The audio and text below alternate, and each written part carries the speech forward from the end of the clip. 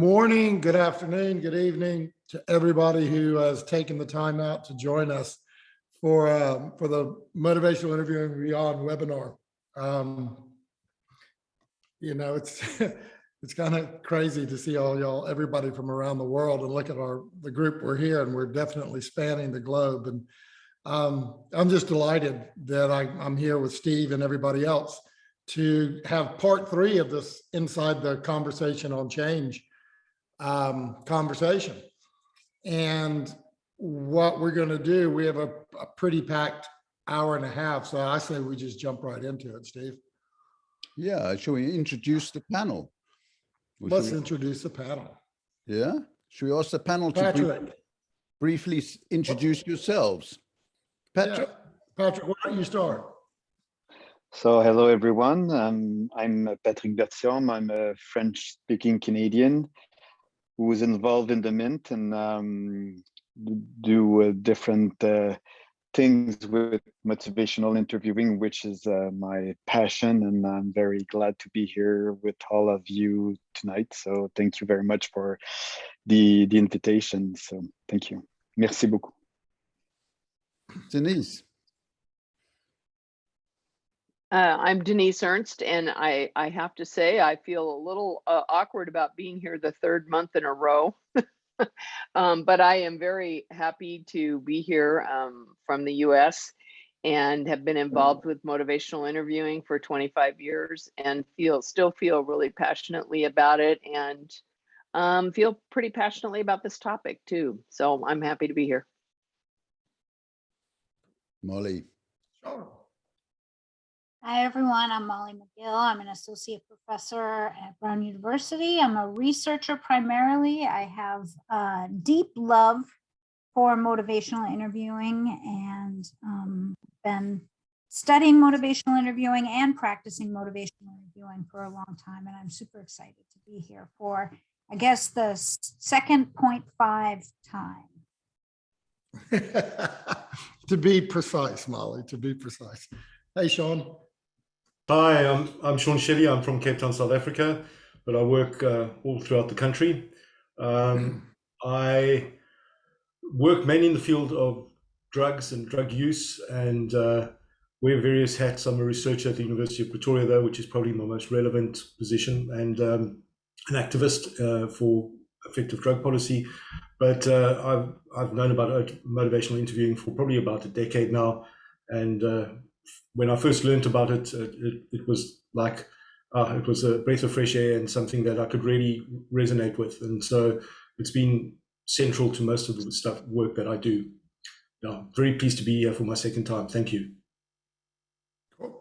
Well, welcome back, everybody. Patrick's been with us before. All right, Steve. What causes harm when good intentions backfire? Where would you like to begin this? Yeah, I'm hoping we can broaden out way beyond motivational interviewing. Not sure whether that's the place to start, but I just wanted to express that aspiration. And but I guess thinking about motivational interviewing, if there's one thing we've learned, it's that it's possible to have a very difficult conversation without being harmful. And that we can deal with very tough and touchy subjects by being compassionate and empathic. So I wanted to say something positive before we started talking about the shadow side of it all. But I guess I am wondering how we define a harmful conversation. And I've got some ideas, but I'm not thinking of expressing them right now. I'm more interested to have some brief 5-minute chats with our guests, but I wonder whether the guests feel adequately prepared.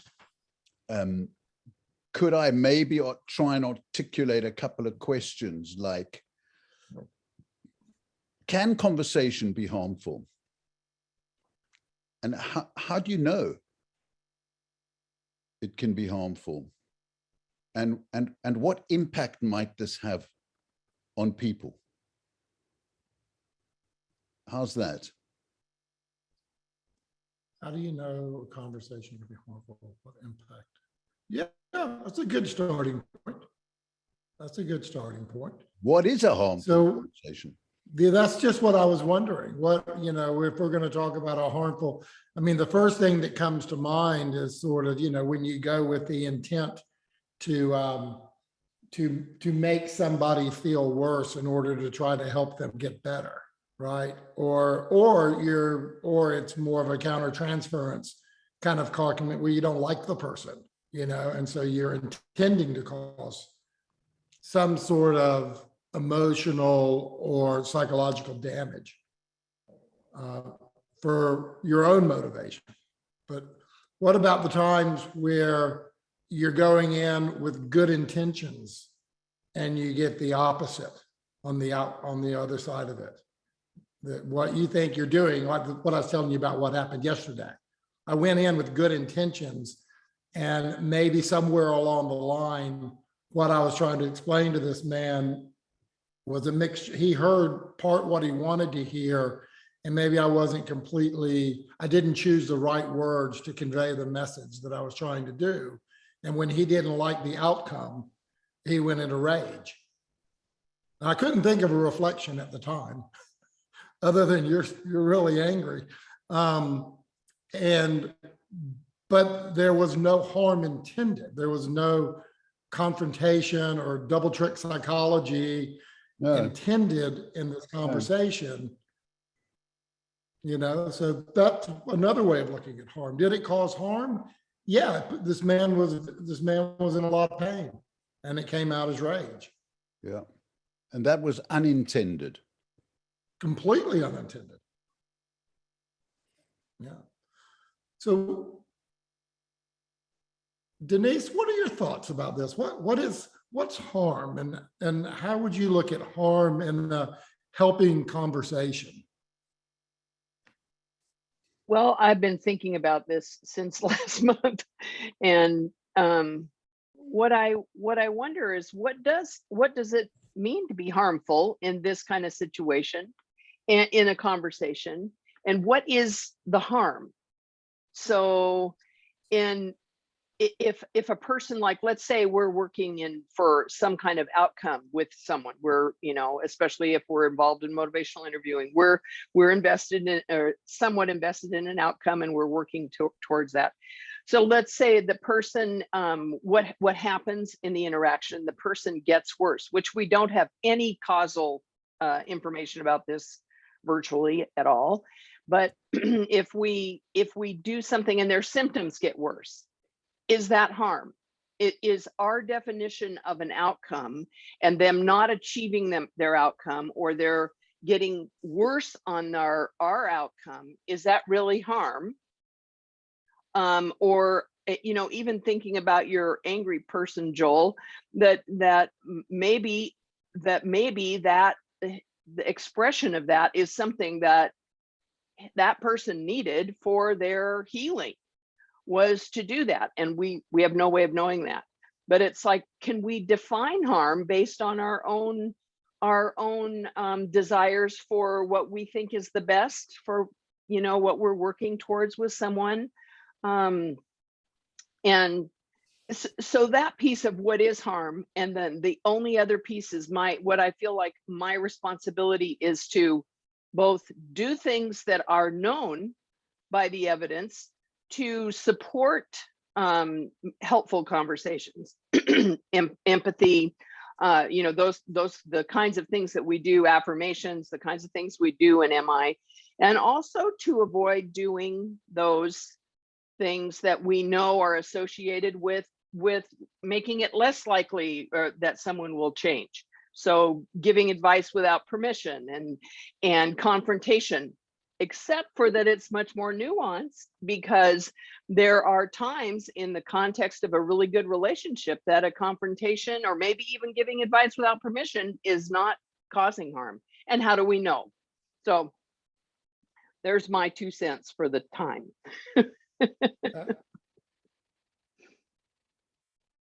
Wow, Denise. So what are we saying, Denise, that if we wanted to avoid harm,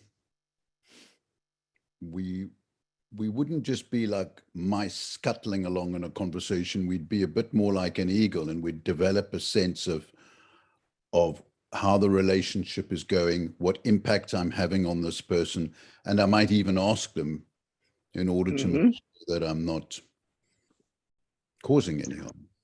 Well, and paying attention to what's happening right in the moment. So it's that being able to be present and changing our own response and managing our intentions and keeping the eagle eye, probably keeping both the eagle eye and the scurrying rat going at the same time.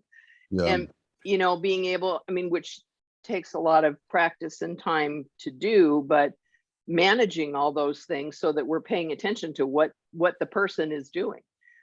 You know, so something like, we know that, you know, lots and lots of sustained talk, increasing sustained talk over time is likely to make it so the person is not going to change, and or they're going to dig themselves into a hole, and we have to pay attention to that. Like, if we're seeing that, then we need to respond differently. Or I feel strongly that ethically I need to respond differently in the moment, but it's a moment by moment thing, and requires risk-taking and attention. And fine-tuned sensitivity to the impact of what you're saying on someone else. Yeah. Sounds like we have no difficulty in clarifying how to avoid harm. Shaun, what are you thinking? So I'm thinking about, first of all, how do we define harm? And there's some pretty obvious ways of defining it when, you know, situations get worse. But then also, I think when you're increasing an individual's dependence on your presence, I think that can be quite harmful. When they're losing the sense of autonomy, or they're losing that sense of control and feel more helpless than they have before, and you're not helping them or guiding them through that. When you're increasing guilt and shame, I think those are all aspects of it. And I think harm can come very unintentionally right in the beginning of the conversation, right with the presumption of a diagnosis. You know, so often a diagnosis becomes a self-fulfilling prophecy. And in the field that I'm in, when people walk in and they say, "Who are you?" and they say, "I'm an addict," that is potentially harmful just in of itself if you buy into that label of them. So labeling, thinking about the work of Becker and Goffman and those guys, stigma and labeling, I think can be very harmful. But what I liked was what Steve said in the beginning, is that motivational interviewing actually provides a framework. And I said last time in our session that it provides a framework to have a conversation that's empathetic, but not overly emotionally involved with the individual. And so I think that motivational interviewing protects against a lot of the harm. It gives tools in a very practical and possibly simple way to new clinicians not to cause harm. And then, of course, for me, one of the big areas of harm is the way that we can how can I put it? We can presume people are going to act in a certain way, and we can see them not as individuals. And worst of all, in my opinion, is believing that we are treating and curing this individual, that we are the active ingredient, and that at all costs we've got to heal them. I think that's a very dangerous space where there can be a lot of harm. And I've had some interesting discussions with a few people about it. And what I like about motivational interviewing is it keeps the focus on the individual's ability to find their own solutions. Because if you impose your own solutions on somebody else, I think that's also potentially very harmful.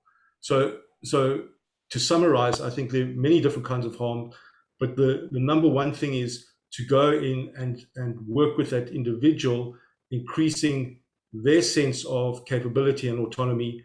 And as soon as we start trying to be the curative factor and be the cure and ensure that there's a cure for something, I think we're on dangerous territory. Wow, Shaun. And so for you, I say this with some knowledge because we're friends, the very idea of treating someone is fraught with difficulty. Of course it is. Except you should How always would- treat them well. Should always treat them well. Wow. So in some ways, the sort of the antidote for causing harm is genuine client-centered counseling in a truly collaborative way where you're bringing them into the conversation and it's not about them, it's with them. Absolutely. And to try to, go ahead, Molly. No, go ahead. Well, I was just to say, just to try to avoid the old pre-formulation trap. I forgot what the name of that trap was in the first edition. When you or the first edition of the motivational interviewing book, where you already have your mind made up based on either the documents you've read or what the referral said about who this person is, what's going on with them, and what they need.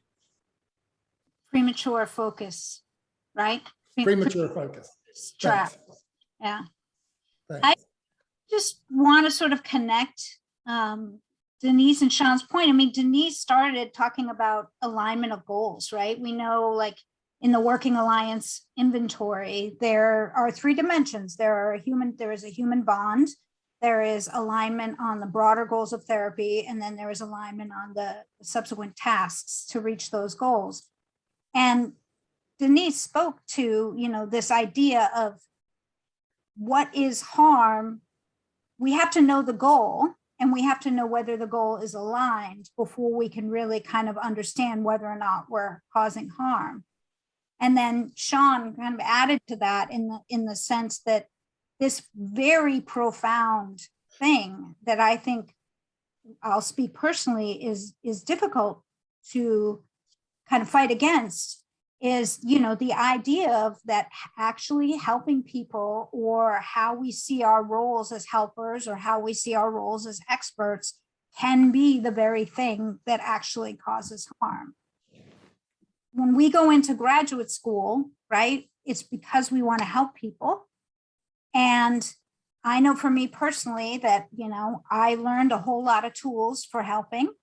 And that gave me a sense of control over what felt like a kind of an uncontrollable experience, or a very overwhelming experience, being a new helper.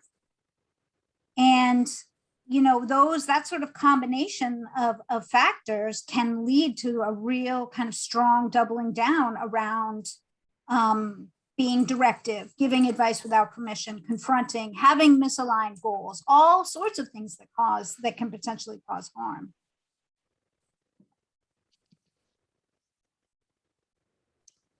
Patrick, come on in the conversation.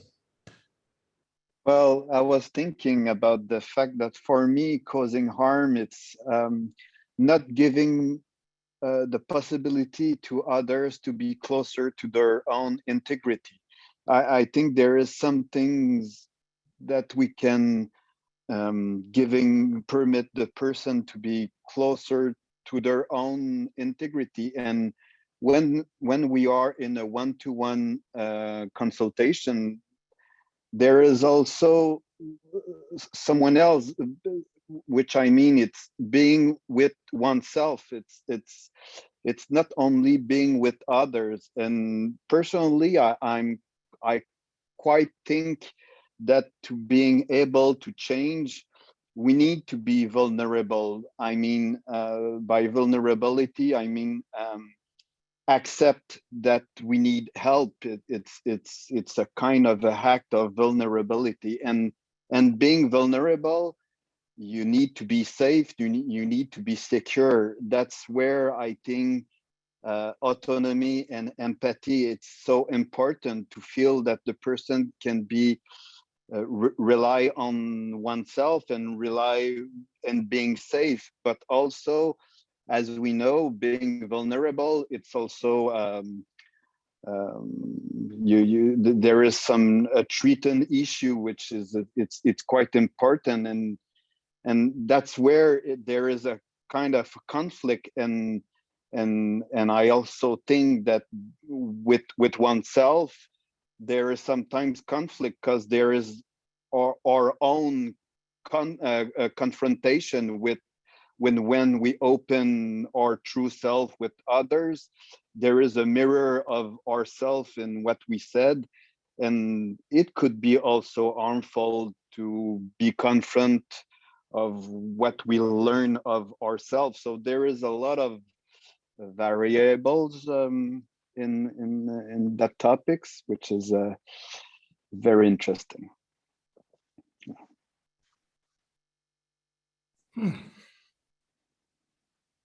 When listening to y'all and reading the comments, we're getting a lot of a range of thoughts about what causes harm and situations where harm can create, like working with people who have terminal cancer and they want to not have any interference in their process of dying, or either speed it up. So what causes harm, and what, go ahead. Joel, can I Yeah. add one more thing that I have been thinking about too, was the notion of, when, you know, certainly our actions that we take, we can know some about the potential for harm, but refraining from and not acting and doing the things that we know can be beneficial, or that we can presume are likely to be beneficial, and refraining from doing those is also, it's a different mechanism for causing harm. And I think about the idea, and this was in the motivational interviewing book, about planning, and the idea, if you don't navigate that, when the window opens and the person sitting in front of you is ready, or you know, is ready to consider, and if you don't navigate that and really move and help them move into that, the window might close. And so it's like not acting. And I see this happen with clinicians all the time, because they're afraid of being pushy, or being like, they're afraid that they might be doing a different thing to cause harm, which might be to try to start prescribing and telling people what to do and getting into that. So they back away, but they fail to do what could be and is likely to be helpful for the person. So that sort of like the sin of omission. if you don't do something, if you don't do the things that you know and understand as a clinician, or bring yourself into it, the presence and the action, that too can cause harm in a different way. Yeah. Exactly. Yeah. I was thinking about omission as well too, even if it's with good intentions of, you know, I'm not going to be the expert here. I'm not going to fall into that trap, and I'm not going to tell people what to do. I'm going to let them determine their next steps. And, you know, I remember years ago, people doing motivational interviewing training, and people would say, well, I heard in motivational interviewing, you don't give advice or tell people what to do, you know?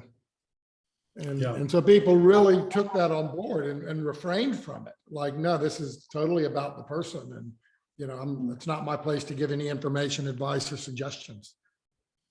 It's funny, you know, because I'm like a pragmatist, I must confess, so that if I find myself being immersed in complexity, my first instinct is to try and leap out of it and find some kind of simple, practical way out of it. And we are describing quite a complex issue here. You know, what is harm and what can cause it? Like, yeah, Denise has just said, actually being client-centered all the time and not helping someone move through that can be harmful. So that it's a complex phenomenon, and there's multiple forces that impinge on it. And yet I'm still left with this feeling, if you keep to the sort of simplicity of what Shaun is likely to articulate and started articulating, which is that we got quite a good grip on what it means to be helpful. So I just wanted to share that, but you can see I keep returning to kind of the optimistic position here right from the beginning, lest we get too bogged down in the shadow side of this. I do feel this simple principles of a helpful conversation are there to be had. And at a certain point, I'd quite like Joel to switch the direction of the conversation and ask this. We're talking about conversations that occur in the context usually of a help-seeking setting, okay? But there's conversations that are harmful that occur outside of that, okay? And I wonder at what point, Joel, you'd give me permission to help us make that shift. What kind of other conversations are you thinking about, Steve? I don't know where to start. Trying to be helpful to somebody. I don't know where to start, Joel. I've witnessed firsthand so much abrasive and harmful conversation in education, in my own home, in sport, in everyday life, that I'm wondering why we don't have a field called harmology, because it's so serious. And I'm being serious, you know. Why is I know you are. You brought that up before. How come people, certainly in the therapy and counseling world, while medics are quite well, you know, there's principles that guide medicine and you can get into trouble if you practice bad medicine. No way in the counseling field, people just do what they want. So the field is in a bloody mess. And, you know, basically, if I could just finish my rant, Joel, and then I'll feel better, okay? If a child is not encouraged through conversation, but is obliged or coerced or pushed into doing this, doing that, learning this, learning that, that sounds like a harmful conversation to me. And how many kids have been left behind by the absence of compassion and encouragement and the simple principles of helping that I think we would readily agree about? So, Joel, I'm talking about conversations in everyday life. And it worries me hugely. Yeah, well, you also had me thinking about conversations we have with ourselves.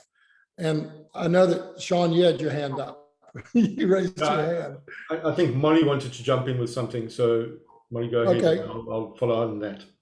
Sure. Okay. All right. I did see Shaun's hand too, but I just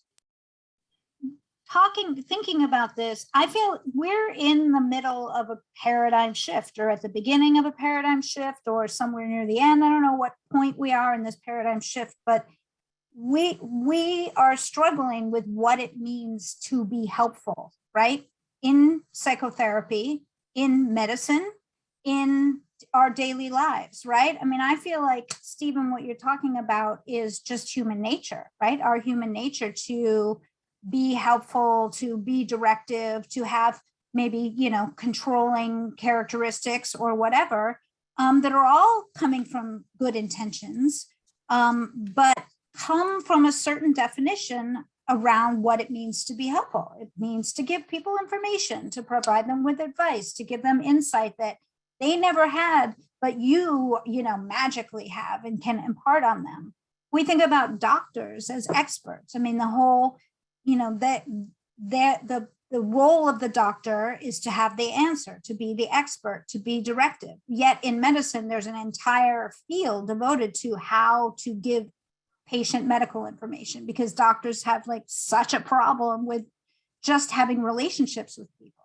Well, it comes partly from the paradigm that they have around them that of what it means to be helpful. I keep returning to the idea of you know, the novice therapists, the graduate students who I work with. And, you know, there's a sense of responsibility, there's a desire to help. And then there's also a sense of responsibility. You're an emerging professional, you've been given tools. There's a lot of weight around this idea of being helpful. but it's all grounded in this idea that we can drive the bus. The doctor can drive the bus, the teacher can drive the bus, the parent can drive the bus, the therapist can drive the bus. And we're now sort of swirling around in circles for a while, maybe 10 years or 5 years, saying, actually, is this right? Or is there, another way? And MI obviously has contributed a lot in sort of operationalizing that other way. I think MI has been helpful in sort of making it apparent, Molly, that something needs to be different. The more it's gotten spread across different professions and different countries and different languages, that just telling people what to do with the best intentions just doesn't always work. I wonder whether could I be a bit blunt and ask you, don't you reckon that if you don't converse with people, and I mean people, including children, in a way that is loving and compassionate, you're going to be doing harm? I wonder. Open question. So I'm going to go back to what I kind of just floated out there. I wonder if it starts with the way that we talk with ourselves. If you're talking about how we relate to other people and how we treat ourselves. One thing that goes around in my head a lot is like, oh, make a mistake. It's like, oh, you're an idiot. I don't go, oh, Joel, you're a kind soul and a lot of people care about you and you have such great qualities. Like, no, you're an idiot. Why'd you do that? But maybe self-talk is where some of it starts around in the human, I guess they're all human relationships, and the less prescribed relationships like a counselor and a client. It's hard to give away what you don't have. Yep. Now you've expanded it almost beyond my comprehension, Joel, but I do hear what you say. All right, well, we'll funnel it back down to a more manageable lesson. No, I guess you're saying, if I'm trying to understand what you're saying, I guess you're saying that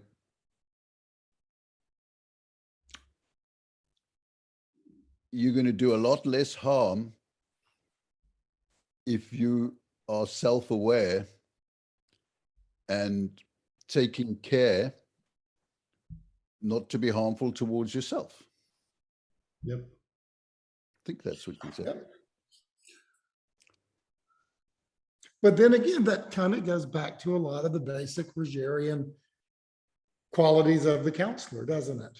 To have be in your own state of congruence. Mm-hmm. Yep. What do you think, Shaun? So Steve said earlier that he jumps out of complexity, and maybe we should have a simple set of principles. Now, I'm a firm believer in principles and strategies, way beyond having algorithms and step-by-step processes. Principles and strategies usually work. Complexity, though, is all right because things are complex. What's not so great is complicatedness, when you add these layers of complicatedness to it. And we tend to find that when ego gets involved, when we feel we have a prescribed role, that becomes problematic. But to bring it into the real world external conversation, here's an example of something that is complex. I was talking to somebody the other day who's been diagnosed with cancer. It's not a therapeutic situation at all. It's a social situation. But I see the person quite often, and they've got colon cancer, and they've had a conversation with somebody who's told them, if you have chemo, you will end up an invalid, and don't have chemo. And so they went to see a homeopath who's now treating them supposedly for their cancer. Okay. Now I'm sitting with a lot of difficulty here because this is a person with young children. Obviously, if I don't act, there's going to be harm. But if I act too strongly, they're going to resist, and I'm going to play into the hands of the people who are saying don't do this, and the people who are getting the money off them, and who trying to so-called heal them. So that's a really difficult situation. And when I was having this conversation, the whole time I was going back to the principles and strategies of MI, because it's frustrating. There's more, this is more than a therapeutic bond. There's a responsibility. There's a desire for this person to make the best decision possible, but you can't force them. So you've got a lot of places that you can cause a lot of harm there. And I think that a lot of our relationships with people are like that. There's a lot of opportunity to cause a lot of harm when we are too adamant, when our ego says, I cannot allow this to happen. When we are doing more than providing information, we're trying to force people down a particular path. But we are faced with alternative views and that which are using all of these techniques to coerce a person. So how do we navigate that? And all I can think of is going back to those principles of motivational interviewing, avoiding the argumentation. Now, time is of the essence. And so to me, the only way I could avoid doing harm was actually to say to the person, I'm not going to engage with you on this topic until you've had your next appointment and everybody's had their say, and then come to me and we will talk this through about what you feel is best for you. Okay, creating a safe space, a safe environment for them. Now, they came back after that and they decided to go and see the oncologist, at least to find out what was going on. But 2 days later, a family member had convinced them, don't do that, rather go see a different homeopath. Now, hopefully they're going to hit a homeopath who one day is going to say, actually, I cannot cure your cancer. You need to go and see an oncologist, because I think that that would be the biggest help in this particular set of circumstances. But those are the kinds of conversations that really bring to light the complexity of human decision-making and the responsibility of having a conversation with anybody every day. And to take your thing about kids, think about how you can have a conversation forcing a kid in a direction and you can push them in exactly the opposite direction. And these are life and death conversations, so many of our conversations. And so motivational interviewing for me gives me a framework of principles and strategies, but not everybody has that. Well, yes. And I think one of the things, I forgot who it was that said it, Denise or Molly, that MI is actually something that helps the therapist, you know. I forgot who said that. I forgot exactly how they said it, but it makes sense. And having some principles to anchor you is incredibly important. I said in the 2 sessions ago, I said the biggest gift MI has given the field of substance use is teaching people not to be confrontational and healing the individual themselves. You know, that's the thing. It's the biggest impact has been on making the therapist better themselves and teaching them to be impacted. So that may be what you were referring to. I can't remember the example. Yeah, I know it was somebody. We get so many wise things said on these conversations, but yeah, no, it is. It's a reciprocal interaction with doing MI for sure. Patrick, what's on your mind? You've been sitting quietly. Well, the way that I understand it, it's the word to come up in my mind. It's balance, which is which is also love, benevolent, and compassion. But it's finding the right balance between being person-centered, but also, as Denise said, it's having a focus, being more conscious or where we are going. It's and making sure with the person that we are aligned with the same direction, and that's where there is a lot of adaptation. For me, in the 4 processes or in MI, focusing, it's quite important for me. And there is some things that I think we need to have the consent of the others of where we are going. And also it's some things adaptive. There are some times that we are going that way and we have to confirm all the way that we are on the same. So making some things explicit of some things implicit, and there is some things around being aware and being more conscious about the relationship, about where we are going, and there are some things very important for me in what we discussed. So.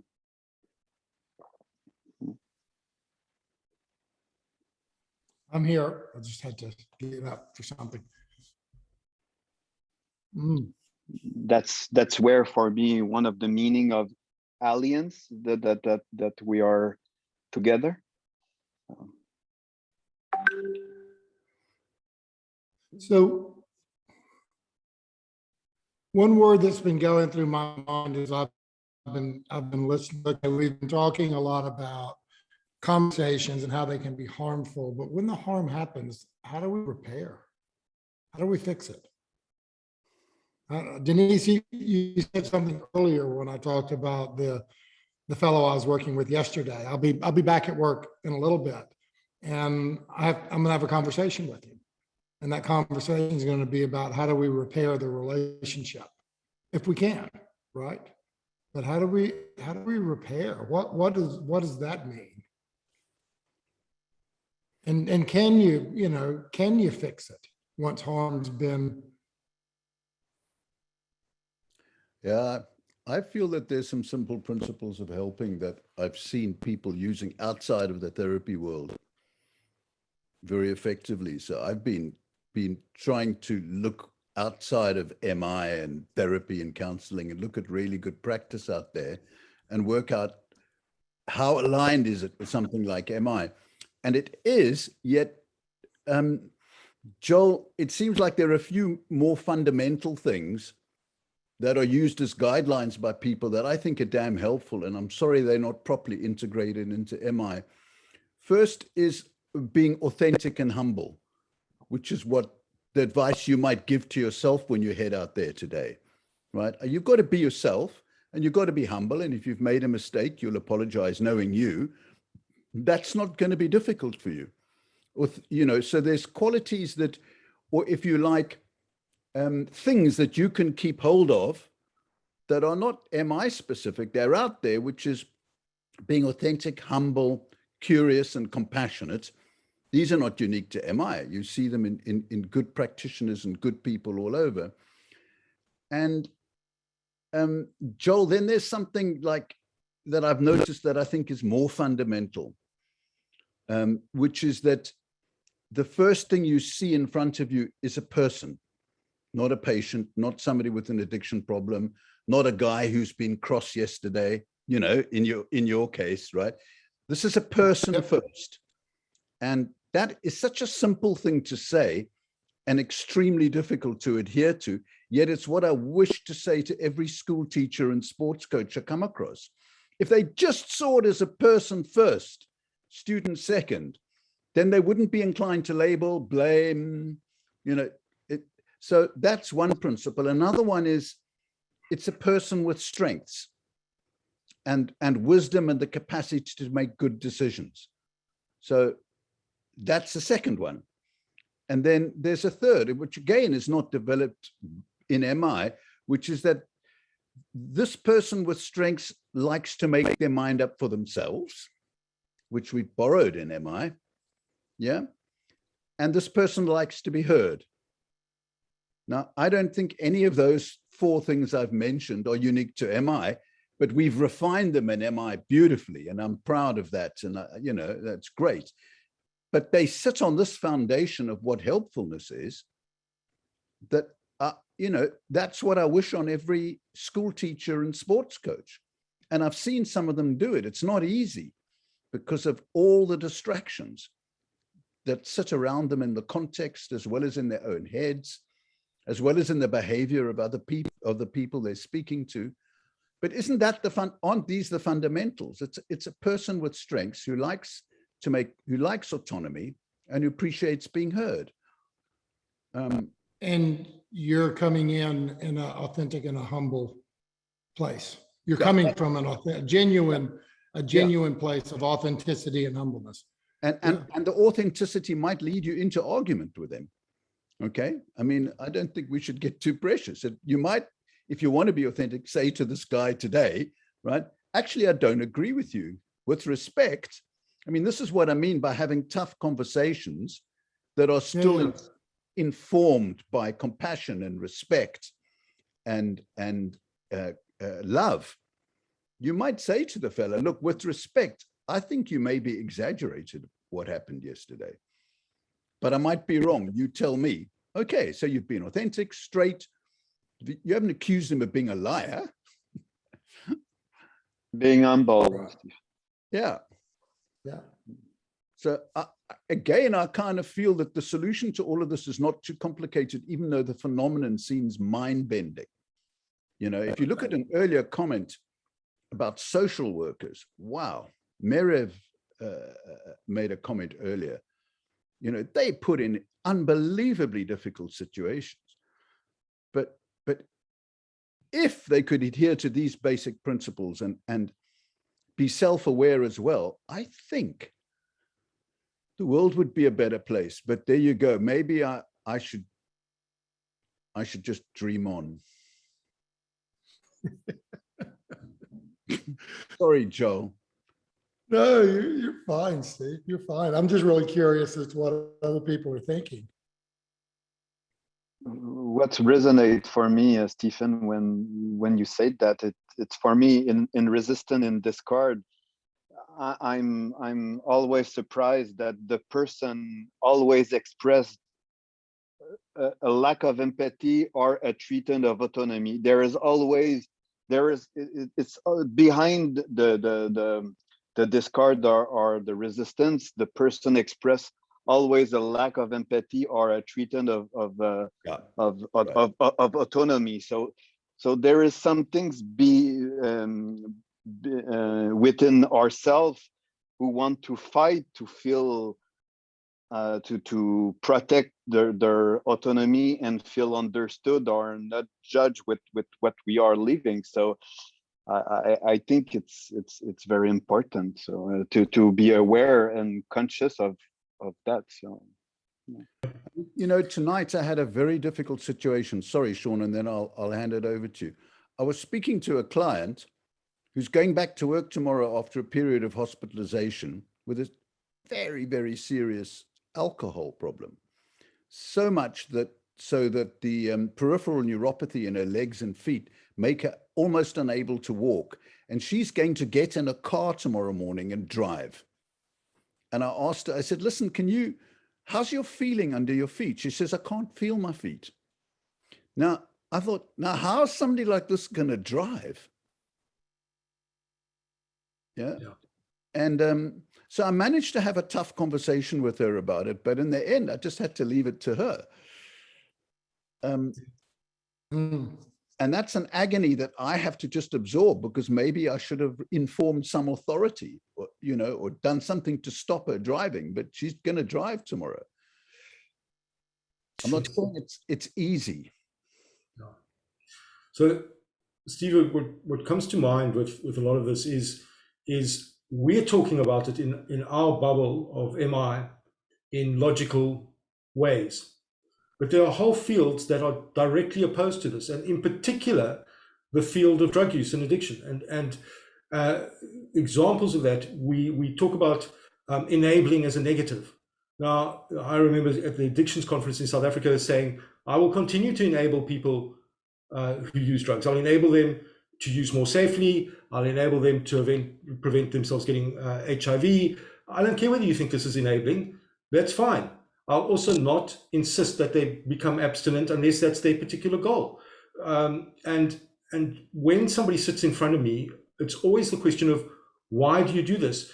And we seem to think that certain people and in certain situations somehow react differently to the rest of the world. And people do things for reasons. They might become habituated, they might have learned it, they might be dependent, whatever.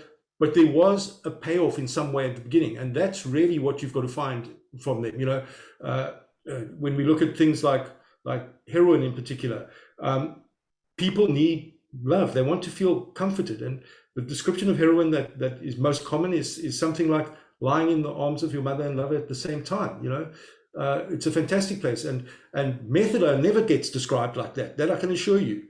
So I understand why some people just do better on opioids. you know, and it's not for me to judge whether they should or shouldn't. And I think we also, especially in the field of psychology, we kind of terrified of medication, and we talk, don't use medication. And there are a couple of papers about people who've been really harmed by not allowing them the medication, you know, when it might do them a lot of good. But similarly, you get a lot of psychiatrists who are just handing out medication without necessary due diligence or without understanding the person and the reasons why they're engaged in that. So for me, we've really got to start working with other fields and disciplines and say, where's the common sense going out the window?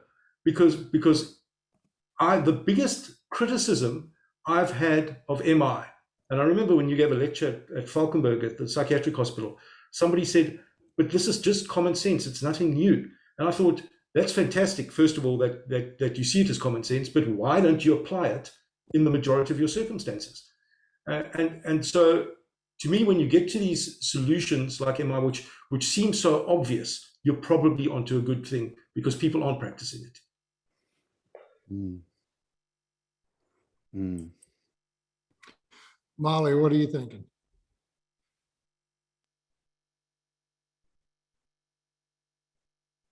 You lost me. It's just, boy,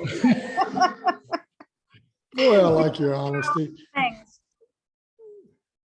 I couldn't hear what you said just now. Oh, I said, what do I think about what? Which What, bread? what do you think about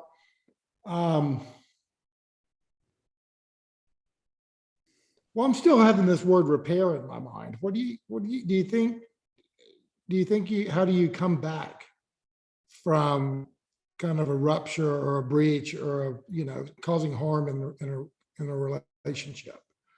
And I'm thinking more about the counseling therapeutic relationships or professional kind of relationships. Well, I saw a lovely quote in the chat that I thought could be that you could use with your client. I'm looking for it. It was a name I was afraid I wasn't going to be able to pronounce, but Sinead, forgive me if that's incorrect, Anderson. So it's a bit back in the chat at this point, but it's a nice, lovely and clear kind of way to open a conversation about what happened. And I think we know from, you know, the Alliance Rupture and Repair literature that these conversations and therapists being able to recognize and own their own missteps are very healing and can lead to sort of exponential steps forward in the therapeutic relationship. So I think the short story is like, own it, talk about it. As Steve said, be genuine about it, right? Maybe you don't, maybe, you know, you do want to have some sort of, I don't know, dialogue about where, I don't want to get too in the weeds about it, but yeah, so I'll keep it simple. If it were me too personally, I would have, because I would have some sort of pretty well formulated introduction to that conversation, as the person in the chat had put, you know, to really be sure that I was framing that conversation in a really safe, open, and inviting way. I think, yeah, I think it has to be very right, because you may be needing to really kind of own it and talk about it right in the moment versus thinking about it in between and coming back the next week to revisit it.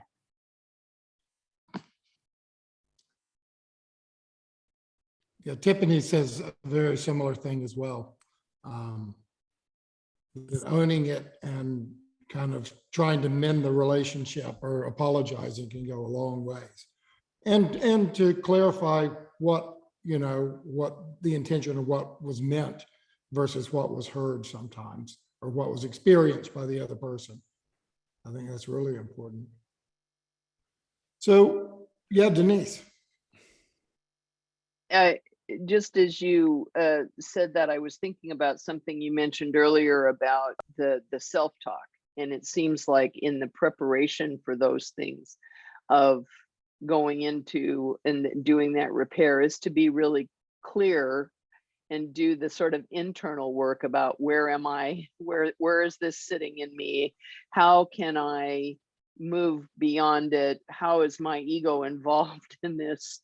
How can I set that aside? How can I be that person that Steve was talking about being humble? How can I be humble in this situation? And it may require some internal work, because we can be pretty reactive too, even if we're get real well trained. You know, we can be pretty reactive and take responsibility for something that isn't ours, and all kinds of stuff can happen in that, our reaction to what somebody does.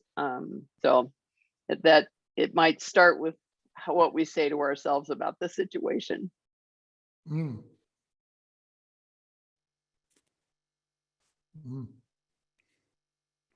Look, we're on the hour. And We are. yeah, and I noticed a comment from Louise Massey about that story of mine. And just to tell you, Louise, I was that concerned about this woman's feet and the decisions she was making, that I made another phone call, okay, but not to the authorities. It was to her brother-in-law, who's a medic, and but I think I was dealing with impossible uncertainty. That's how it felt to me, and I've got no defense for my behavior or how I responded, whether it's right or wrong. But I do notice that because I'm not a medic, I'm not guided by certain ethical principles that guide me as to how to handle a difficult situation like that. And I could have caused harm, no question. So there you go. But I'm wondering whether we shouldn't bring some people in here at this point. Joel, who would you like to invite in? I think Well, I'd be really interested to hear what Kathy Gumas would have to say. If she wants to come in, yeah. If she wants to. And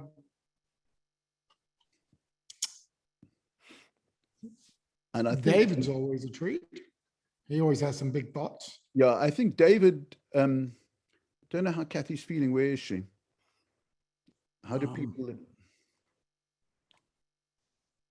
That's all right. So we'll keep going. We'll keep going. I've invited Kathy. I've invited David to come join us. We'll see if they'll accept our invitation. I'd really like to hear how other people have heard this conversation up to now and what sort of thoughts they have. Because I find when we get in the middle of these, I feel like Molly sometimes, like, which direction are we going right now? What are we, and so, because it feels like a good kind of robust conversation. And there's been some really important things said, but sometimes things get stacked on top of each other. And it'd be nice to hear somebody come in and summarize what they've heard mixed with what their experience is. You might find Mike Porteous is rearing to go. Okay. I don't accept what Dave Rosengren's saying, but you're welcome to remain passive, Dave. That's fine. Now, did you just cause harm in your relationship with Dave? Here's Mike. Okay. Okay, so you invited Mike. He might come and join us. He is. He's just coming online right now. Can I say Mike is not an MI person. He's he's got multiple talents. He's at front end. He's a sports coach. Where's our Mike? Is he coming forward? Yep, I'm here. Can you hear me? Loud and clear, Yeah, Mike. loud and clear, Mike. I wouldn't quite describe myself as raring to go, like you said. But wow, what a wonderful conversation. And I love the way it's gone almost like a seesaw between doing good and doing harm, and all the time rooted in principles. As you say, I'm a sports coach, particularly in endurance sports. And the whole way through, I've been thinking, thinking about a question I think you put, Steve, quite early on about where does harm happen? And in my work, I can think of 3 areas, and I don't have an answer to each one of these, but I think they pick up on things that people have said. The first is when someone comes for coaching to do something really big for them, someone who's never swum before and has a fear of swimming, and for some reason or other has set themselves this amazing challenge of doing a big swim event, and they come. And I think in that moment of them coming, I have such a responsibility to treat their ambitions as if it were the most precious gift anyone could give me as a coach. I've been offered the chance to share something which is so precious to them, and I need to find somehow, some way of reflecting that. And I think it's in those moments as well that unfortunately some coaches do a lot of harm, and maybe I've done harm in the past by maybe being a bit too flippant, or thinking, oh, you only want to do this distance, actually I'm more interested in this distance, or even the most casual remark can be taken as a put down for something for someone when they're actually they're really exposing. That's right. The biggest thing for them in that moment. So I think that's one place where harm can happen in my world, in the coaching world. There's a second one which I'm very conscious of at the moment, and I don't have an answer to, is basically when things go wrong. When an athlete gets injured, or they're just having a hard time. I mean, that's a big theme for a lot of people who I see right now. You know, they're just the pressures of everything else around them are just bearing on them. And I've got to find a way of making sure that when I'm coaching them, I'm not adding a pressure. Yeah. And I'm not adding a sense of guilt or that they should be doing something. And that, I think, I mean, I struggle with that. I find it hard to know when to step in, to say, no, let's keep going, and when it's better to hold back.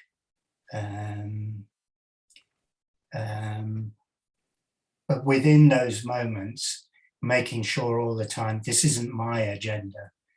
I have to understand where they are and what they want, and be open to the fact that it's going to change as their circumstances change. So that's a kind of second area I think of. And then the third, to be painfully honest about it, is the work I do. I know people are put themselves in a place of pain. You know, people are going for extraordinary events, you know, to swim the Channel, to run through the Sahara Desert for 6 days, to mountain bike to the point of complete exhaustion over really challenging terrain. Now, it goes on and on. These people are, you know, I feel like I mean, it's obviously I'm not the one doing harm, and my whole work is to almost kind of help get them into that place of pain. There's no two ways around it. If you're doing a 100-mile run event over hilly terrain, you are going to hurt. If you're doing an Ironman triathlon, for all of us, there comes a point where, wow, you just feel like you've reached your limit and you're just having to find a way beyond that. What's the answer? Well, I suppose, you know, all the preparatory work we do. But I think I've found silence is actually probably one of the best things. Not jumping in with or feeling like there's something I can say which is going to make it less painful, because it isn't. Yeah, I've run out of steam there. There we go. And as you know, Steve, I can't think beyond three things. But those are the three things that came to mind. You know, that initial moment of vulnerability of someone's ambition. When things go wrong, how do I react, and make sure that my reaction doesn't impact negatively on the person. And then just the sensitivity about where people put themselves. Yeah. And the limits of what I can do in those moments. Yeah. And Mike, what about if you were with a group?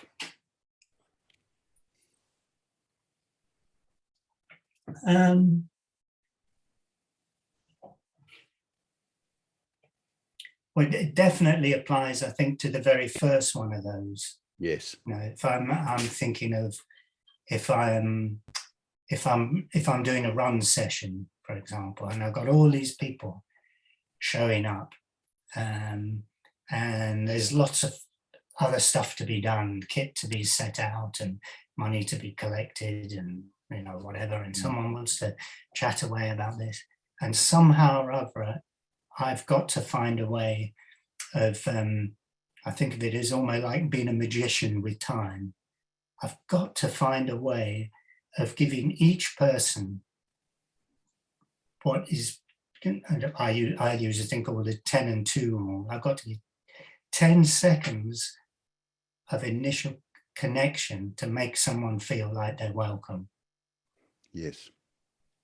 And if I don't do it in that first 10 seconds of them showing up, then I'm always going to be playing catch up.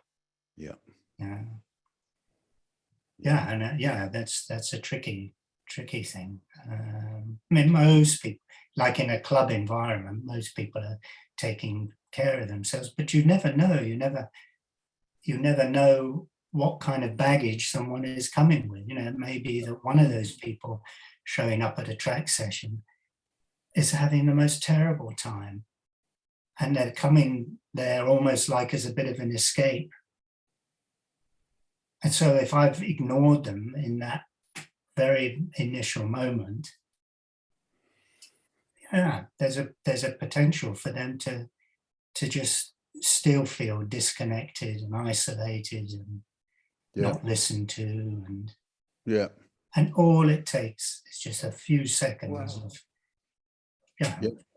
looking at the person and how are you doing?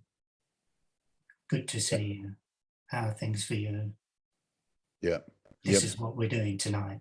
And I'm sure the other 2 points that you made probably emanate from you, even though, you know, if you're in a group, your attitude to what happens when things go wrong, and it probably becomes obvious to people because it's sort of written on your forehead that this is the sort of person you are, I imagine. Anyway, I didn't mean to put you on the spot or divert us, but, you know, school teachers and sports coaches are often dealing with groups. Yeah.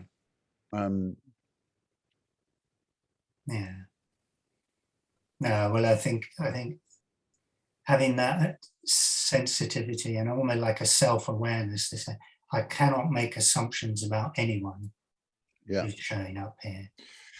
I just don't know. Yeah. And you know, it almost just without any effort, that almost creates the space. Correct. To then ask or be silent or exactly to know what to do. And Norma Del Ferraro is saying in the chat column, and I really agree with you, is that people come along and they're sensitive to this, and they assess how emotionally safe the environment is in a group, and they pick that up from you. I'm sure they will, whether they can feel safe or not.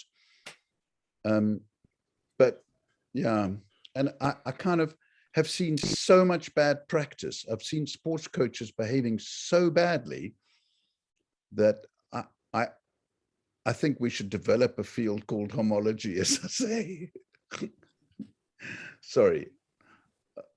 You know, Mike, there was something that you brought up that's come up before in this conversation. And it's sort of some of the things that are beyond any sort of control that we might have if we're the ones engaging in the conversation is, you know, we walk into interactions with our own unspoken agenda and tests that we look out for the people about how they interact with us, whether they look us in the eye or they look away or they don't acknowledge something. And people can be failing the relational test and you don't even know it because you're not getting any feedback. And all you're doing is you're trying to be genuine and you're trying to be authentic. And there's just so many factors that we can't control for, you know, or be aware of, that if you don't know what's, like what you said, you never know what's going on with somebody else and what they're looking for in a helping relationship. And even when you ask them, you might get the whole story because they may not know. But just one word or one nonverbal action can throw the whole relationship off.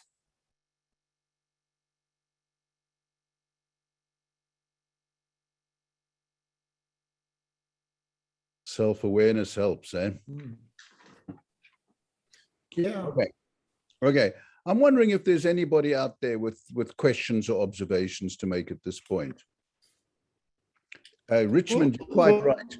I think to suggest homology is a joke because safeology is much better. I agree with you.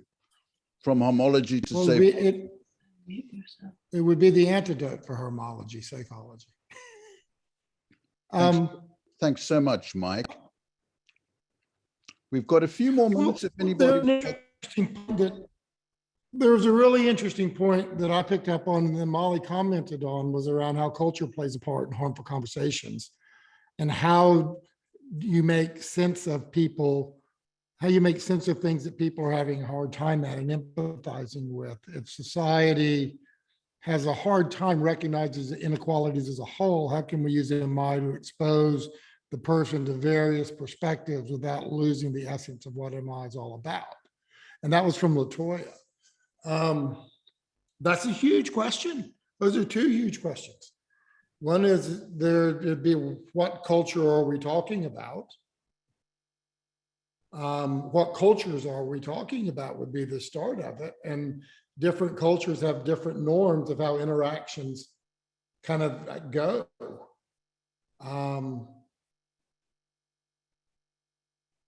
I don't know how to begin that conversation, but it certainly caught my attention. Yeah, it caught mine too, and it's quite complex. And it's the subject of another webinar, is my guess.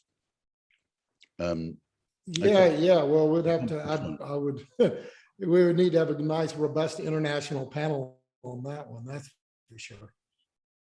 But it relates to the question of harm, right? Where good intent can lead to harm in MI conversations. And I heard it kind of two ways, or at least it made me think about two things in terms of like, you know, the provider, the therapist, not having that capacity for empathy. And also the role, what I think the original intent of the question was actually more around, can you use MI to build empathy or greater perspective taking around, you know, some of these issues? But I think it can go both ways because the provider can be clearly missing those issues too.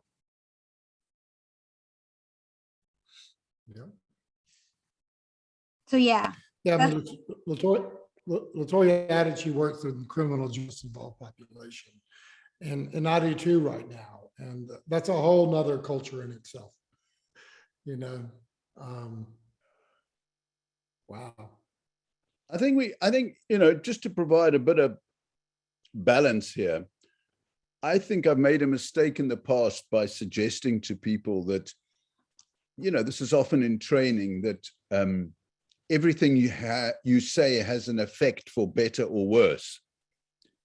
And I've often caught myself saying it and feeling quite smart when I say it. Actually, I don't think it's true, I'm beginning to think, because I think most of the things that people say make no difference either way. You know, if I look at teachers and coaches and my own behavior as a parent, right, or a grandparent this morning, most of what I said to my granddaughter this morning made no difference either way. There was one thing I said to her that made a negative impact and frightened her. And then there were lots of things that I said with her and did with her that were warm and loving. And the rest was all in the messy middle and made no difference either way. And then something this might be down to Denise and Molly's thing is sometimes we have no idea what it is that makes a difference, what we say. What were you going to say, Yeah. Denise? Well, that I was going to say, you know, I think, I mean, I feel pretty strongly that I have to approach it with the sort of that intentionality that whatever I say, it matters. What we say matters, and not to, even if we can't see the impact or know, it's like there's a piece that you kind of have to know that there is an impact, even if it's minor or it's neutral or, you know, other ways, I guess. It does matter. I really believe it does matter what we say. Yeah, I just wanted to echo that, and just all we have to do is reflect back on our own moments in life where things that people said to us touched us and carry through to this day. Was it something a parent said? Was it something a teacher said? Was it something that you heard when you were when you were learning to be a therapist? And those things that stick with you and guide you or continue to sting you. And that alone to me is enough to make me just, I guess, vigilant, maybe, that you never know when you're having an impact. Yeah. Oh dear. Totally. I agree with that so much. 90% of the time you're not, but there is a potential important percent. I think you're overstating it, way overstating it. I mean, I'm just kidding you, Molly, but look, in all these kind of tapes that you and Denise are you and Denise are, you know, more expert in this than anyone that I know. These tapes of motivational interviewing sessions, and you're looking for change talk or sustained talk. I think most things that people are saying are neither. They're in the messy middle, surely. And that's the point I'm making. It's like noise. You call it noise because it's not in one of your categories. But here's a simple question, Molly. Isn't most of the conversations that you listen to on these tapes in the messy middle neither sustained talk or change talk? In which case it's not making much difference. It's just neutral talk. I would say that it is what you said, in the sense that it is not categorized as having an attention toward change or an attention away from change, but it is not important. It is not unimportant. Okay. Right. Thank you. Just depends. It's just not the lens that we're placing on the interaction, right? We're placing lack of intention, neutral. But else can come into that same conversation with a different lens and pull out all the other richness that is in the data that we just throw away. Yeah. Totally. No, I agree with you, Molly. Actually, I do agree with you. If I think about the conversation I had with this woman this evening, a lot of it was in the messy middle and hugely helpful because she was telling me stories. She was telling me stories and I was listening, and she would probably say the stuff that I call in the messy middle was the most useful. Exactly. And often people who've been highly stigmatized, highly excluded, and there are a lot of presumptions made about them, need that normative kind of conversation that's just happening. That's not obviously agenda driven. You know, it's not eliciting change talk. It's just talking. There's an interesting notion of if you'll indulge me for 1 second, on generous constraints. And I just want to read a very brief thing from Bruno Latour. He says, speaking of a new study on sheep, Thelma Rowell stated one of her biases in the following way. I try to give my sheep the opportunity to behave like chimps. Not that I believe they would behave like chimps, but because I'm sure that if you take a sheep for a boring sheep by opposition to intelligent chimps, they would not have a chance. By importing the notion of intelligent behavior from a charismatic animal, she might modify, subvert, elicit in the understanding of sheep behavior features that were until then invisible. It is because she artificially and willingly imposes on sheep another resource coming from elsewhere that they could have a chance to behave intelligently. Now, I love that. That you put a generous.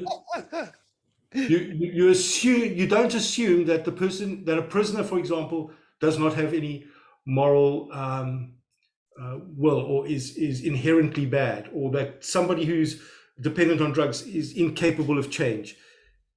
You even if you are biased against it, you put another image on it of something better to give them that chance. Totally. Yeah. It's a lovely story. Right. Right, we have Alexandria here. Okay. Showed up on my screen. Alexandria, you're here, and would you like to join the conversation right towards the end?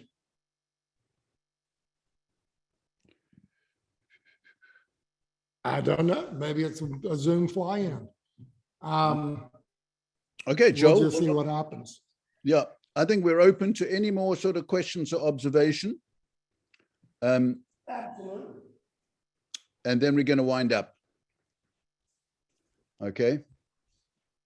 And so here's the last opportunity. If anybody wants to, somebody's asking Shaun, is that story available anywhere? It's quite a nice one. So there you go. Cheers, Shaun. Thank you very much.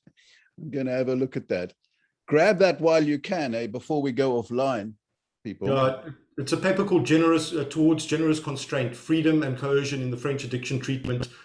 And then also there's another one called Generous Constraints about methadone diversion by so you can take those and by Magdalena Harris and Tim Rhodes, and that also references this particular paper. So yeah, I'll put that in the column as well. Super. On the sheet, yes. Sheepy. Shaun, right. Indeed. Shaun might shove something else in the chat column. Otherwise, unless there's anybody who wants to say anything, I think we should wind up. I'm game for that. That's good. I hope people feel that it's been a good conversation. Yeah, it's been good. It's been interesting, and it's it's had its ups and downs in there. But I think what it's done for me is it has me thinking. Just like what Pam just put, it has me expanding my thinking about this, more around just intentionality. I quite liked what Molly's provocative comment that it could be a paradigm shift. I mean, you can't make a paradigm shift happen. And I don't mean to use the word paradigm too loosely, but really people who are learning to be parents, teachers, coaches, counselors, they could do with a radical revision in the way they trained. And they've got to start. How we define what it means to be helpful. Yeah. And I noticed there's somebody by the name of Egan. I think it's Elizabeth Egan. And in my fantasy, when I saw your name, Elizabeth, I thought you might be related to Gerard Egan. And can I highlight his wonderful work? Because he wrote a book on helpfulness. I think it was even in business, for business settings. But what a wonderful book. So I think to return to develop the work that Gerard Egan started is well worth it. Richmond, you ask, what would I include in the training? Wow. Start with self-awareness of what what does helpfulness mean to you? What have been your experiences of helpfulness? And what is it to be helpful to other people? I guess. Anthony Gual, you've been here and you've been quiet all evening. Wow. Well, you're a naughty boy because I would have brought you in if I'd seen you. But lovely to know you with us, Anthony. Okay, guys, look, we're coming up to the end now, don't you think, Joe? Yes, we are. So we can officially end, and anyone who needs to jump off, you're more than welcome to jump off. Or we could just pull the plug right now. Well, you know, can I just say, hang out for a little while. Denise, Molly, Shaun, Patrick, you're all in different parts of the world. Superb. And thank you so much for joining us and helping us this evening. Absolutely. Absolutely. Thanks for like, having us and doing this. All right. Okay. Well, So, we'll see you again in 2022, but we'll give you a break, Denise.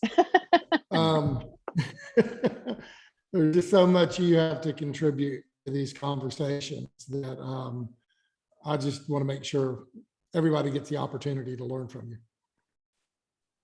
Cool. Thank you, Patrick, Shaun? Yes, merci beaucoup. Thank Yes, you very take care, much. Molly. It was a pleasure to be with all of you. And my take-home message, it's humility. So thank you very much. Au revoir, Patrick. All right. Well, I wish you all happy holidays, however you celebrate. Sorry, Molly. Nope, just that. Thank you, everyone. Okay, cool. All right. Well, in saying that, we'll go ahead and unplug and we'll call it a day, and have a good day, evening, or night, depending on where you are. And everybody, we'll see you next year. Bye, guys. Bye. Bye.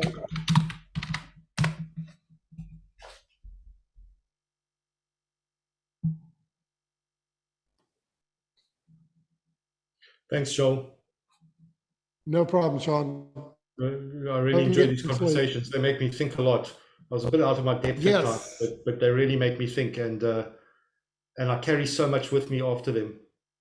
And then think of all the brilliant things I appreciate the conversation, and maybe next year we can talk, because I've very similar thoughts and interests about it, working with people in the field of addiction as you do. And I'd love to kind of just kick it around a little bit. Yeah, that would be great. Okay, man. Cool. Have a good holiday season. Yeah, I'm looking forward to it. I'll see you on the other side. Yeah, look forward to it. Cheers, bye. All right, bye, Shaun.